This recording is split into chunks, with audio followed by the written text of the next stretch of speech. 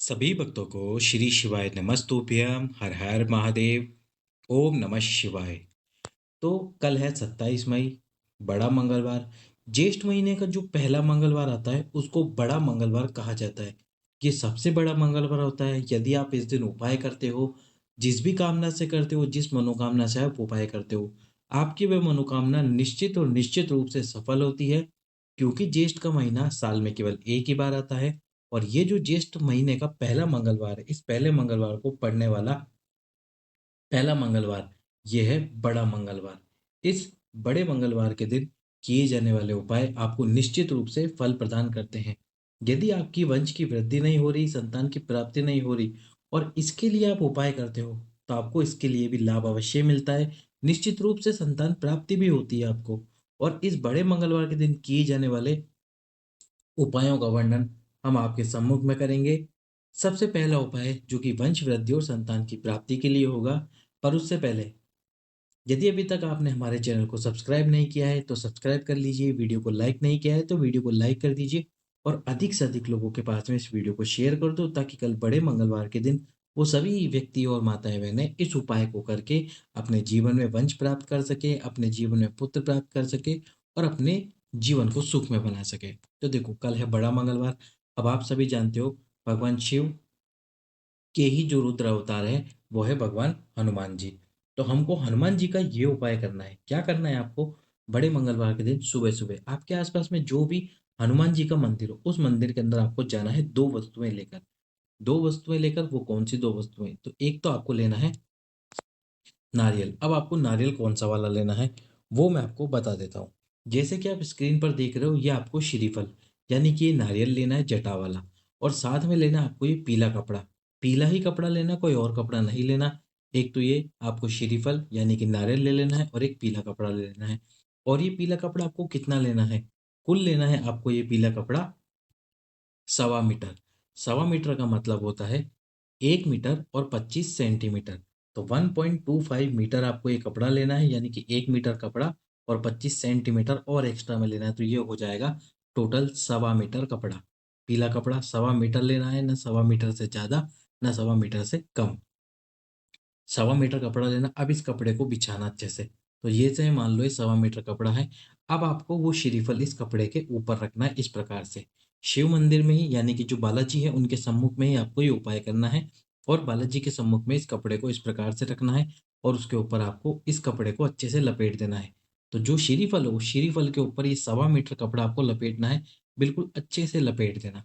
अब अच्छे से लपेटने के बाद में आपको जो भी बालाजी की मूर्ति हो मंदिर के अंदर, जो हनुमान जी की मूर्ति, उस मूर्ति के सम्मुख में जाना है और जाकर इस श्रीफल को, यानी जिसके ऊपर हमने कपड़ा लपेटा, उसको बालाजी के सम्मुख में रख देना।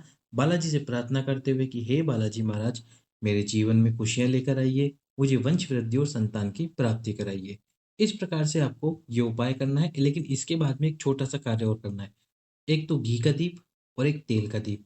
सरसों के तेल का दीप और घी का तेल का दीप जिसमें लंबी बात लगी हुई हो, क्षमा करना, जिसमें गोल बात लगी हुई हो, उस गोल बात वाले दो दीपकों को, ये जो आपने श्रीफल रखा है बालाजी के सम्मुख में, इस श्रीफल को रखने के बाद में वो दो दीप आपकी कामना करते हुए आपको प्रज्वलित कर देने हैं। और आपकी कामना कौन सी है? वही वंश वृद्धि और संतान प्राप्ति की कामना। वो कामना करते हुए आपको ये दीप प्रज्वलित करने हैं। यदि बड़े मंगलवार के दिन आप ये उपाय कर लेते हो, तो आपको निश्चित रूप से संतान की प्राप्ति होगी। ये मेरा विश्वास है हनुमान जी महाराज पर। और जब आपको प्राप्त हो जाएगी तो आपका भी विश्वास हो जाएगा हनुमान जी महाराज पर। हनुमान जी शंकर जी के अवतार हैं। तो आप बड़े मंगलवार के दिन, क्योंकि कल है बड़ा बड़ा मंगलवार, तो आपको ये उपाय करना है। पहला उपाय। अब हम इसी मंगलवार यानी कि बड़े मंगलवार के दूसरे उपाय की तरफ चलते हैं। दूसरा उपाय आपकी मनोकामना पूर्ति उपाय। आपकी मनोकामना कोई सी भी हो, अब उसमें मनोकामना हम कुछ भी ले सकते हैं। जैसे मान लो, पहली मैं मनोकामनाएं बता रहा हूँ, आपकी कोई सी हो सकती। पहले हो सकती है कि संतान प्राप्ति की मनोकामना है या वंश वृद्धि की मनोकामना है। दूसरी मनोकामना है आपकी नौकरी लगने की मनोकामना। तीसरी मनोकामना है कि कोई आपका धन नहीं दे रहा। चौथी मनोकामना हो सकती है कि आपके पास में धन प्राप्त नहीं हो रहा और जीवन में विषम परिस्थितियां बनी हुई हैं, ये विषम परिस्थितियां समाप्त हो जाए। पांचवा है कि किसी ने आपसे पैसे लिए उधार और वो आपको लौटा नहीं रहा हो। और छठवीं मनोकामना ये हो सकती है कि जीवन में दुख चल रहा है, वो समाप्त होने का नाम नहीं ले रहा। तो आपकी कोई सी भी मनोकामना क्यों ना हो, इस मनोकामना को पूर्ण करने के लिए आपको क्या करना है, एक धतूरा लेना है मंगलवार के दिन। अब ये जो धतूरा आप लोगे, इस धतूरे को लेकर आपको पहुंच जाना है भगवान शंकर के मंदिर में। लेकिन ये धतूरा आपको समर्पित नहीं करना है। सबसे पहले तो आपको इस धतूरे को क्या करना है, फोड़ लेना है। क्या करना है, फोड़ना है। चाकू से काटना नहीं है, केवल केवल इसको आपको फोड़ना है। किसी किसी भी वस्तु से या किसी पत्थर से इस धतूरे को फोड़िए। फोड़ने के बाद में इसके अंदर आप देखो कि बीज वाला पल्प वाला भाग होता है। इस पल्प वाले भाग को आपको निकाल लेना है। पल्प वाले भाग को निकालना, और पल्प वाले भाग को निकाल कर शिव जी के मंदिर में जाना। और आप सबसे पहले तो इस पल्प वाले भाग को आपके हाथ पर रखना। आपके हाथ पर रखने के बाद में जो भी आपकी मनोकामना है, जो भी आपकी कामना है, यदि आपकी कामना संतान प्राप्ति की है तो एक बार ये उपाय अवश्य ही करना। आपके हाथ में उस धतूरे के पल्प वाले भाग को रखना और शिवलिंग पर समर्पित कर देना। समर्पित करने के बाद में 7 कलश जल, कितने कलश जल, 7 कलश जल आपको इस धतूरे के पल्प वाले भाग पर समर्पित करना है, ना कि ये शिवलिंग के ऊपर। अब ये 7 कलश जल आप कहाँ से लेकर आओगे? यदि घर से बाल्टी लेकर जा सकते हो, कोई बड़ा पात्र लेके जा सकते हो जिसमें आप 7 कलश जल समर्पित करो, तो लेके जा सकते हो। पर यदि ऐसा ना हो तो आपको क्या करना है? यदि ऐसा ना हो तो फिर आप शिव मंदिर में जो भी बाल्टी हो उसके अंदर जल भर लेना शिव मंदिर से ही, और फिर समर्पित कर देना। लेकिन उससे पहले 5 रुपए उस बाल्टी का किराया, और जिसने उस मंदिर के अंदर नल लगाया था जल वाला, उसका किराया जरूर भर देना। 10 रुपए दान पात्र में डाल के फिर बाल्टी में जल भरना, और फिर 7 कलश जल, एक एक कलश जल समर्पित करना। ये 7 कलश जल हम क्यों समर्पित कर रहे हैं? ताकि हमारे घर में धन की प्राप्ति, वंश की वृद्धि जरूर हो, और जो भी हमारी कामना है वो कामना अवश्य ही पूर्ण हो। तो ये तो दूसरा उपाय जो कि आप इस बड़े मंगलवार को कर सकते हैं, 7 कलश जल वाला उपाय और धतूरे के पल्प वाला उपाय। तीसरा उपाय, तीसरा जो उपाय है वो है आपकी रोग मुक्ति का उपाय। रोग मुक्ति का उपाय क्या करना है आपको? एक देख सकते हो आप, ये दुर्वा वाला भाग है, तो आपको एक दुर्वा तोड़ लेनी है। केवल एक सिंगल दुर्वा लेनी है मंगलवार के दिन, और इस सिंगल दुर्वा को लेकर पहुंच जाना है हमको वापस भगवान शंकर के मंदिर में। अब शिव जी के मंदिर में जाकर क्या करना है, जहां पे जल बिल्कुल नीचे गिर रहा होता है, कौन सा स्थान, ये जो जल नीचे गिर रहा है इस स्थान पर आपको उस दुर्वा को समर्पित कर देना है। और समर्पित करते समय आपको नाम लेना है हाटकेश्वर महादेव। कौन से महादेव? हाटकेश्वर महादेव, आपके रोग का स्मरण करते हुए और साथ ही साथ में आपकी बीमारी का स्मरण करते हुए। हाटकेश्वर महादेव का नाम लेकर वो दुर्वा आपको यहाँ समर्पित करनी है। ना शिवलिंग पे करनी है, ना कहीं और करनी है। जहाँ बूंद गिर रही हो जल की, वहीं पर वो दुर्वा आपको समर्पित करनी है हाटकेश्वर महादेव के नाम से। जब ये दुर्वा आप समर्पित कर दो, उसके बाद एक कलश जल हाटकेश्वर महादेव के नाम से आपको समर्पित करना है शिवलिंग के ऊपर, आपके रोग को समाप्त करने के लिए इस बड़े मंगलवार के दिन, और आपके शरीर से हमेशा के लिए रोग समाप्त करने के लिए।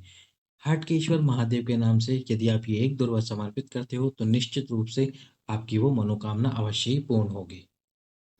क्षमा करना, आपका वह रोग पूरी पूरी तरह से समाप्त होगा यदि हाटकेश्वर महादेव के नाम से आप ये दुर्वा इस जल वाले स्थान पर समर्पित करते हो। अब मैं अंतिम उपाय बताने वाला हूँ इस वीडियो को, और वो है अंतिम उपाय आपके घर से रोगों को, बीमारियों को और परेशानियों को और दुखों को दूर रखने वाला उपाय। आप चाहते हो कि यदि कोई रोग है, कोई तकलीफ है, कोई दुख है, कोई परेशानी है, आपके घर में प्रवेश ना करे, आपके घर में प्रवेश ही ना करे, घर के द्वार पर ही रुक जाए, तो उसको घर के द्वार पर ही रोकने के लिए आपको एक छोटा सा उपाय करना है। क्या करना है? आपको एक धतूरा लेना है, और ये धतूरा आपको भगवान शंकर के शिवलिंग पे समर्पित कर देना है। शंकर जी के शिवलिंग पे जब इस धतूरे को समर्पित करोगे तो धतूरे को समर्पित करने के बाद में एक मुट्ठी चावल, कितने? एक मुट्ठी चावल, जिसको हम अक्षत कहते हैं, ये एक मुट्ठी चावल आपको लेने हैं, और ये एक मुट्ठी चावल इस धतूरे के ऊपर समर्पित करने। कहाँ समर्पित करने? धतूरे के ऊपर समर्पित करने, ना शिवलिंग में ना माता पार्वती के स्थान पर, इस धतूरे के ऊपर आपको समर्पित कर देने हैं। यदि आप ये एक मुट्ठी चावल धतूरे के ऊपर समर्पित करते हो तो जो महादेव है वो आपके घर से रोग, परेशानी और दुख तकलीफ़ों को घर से बाहर ही रखते हैं, घर में प्रवेश नहीं करने देते।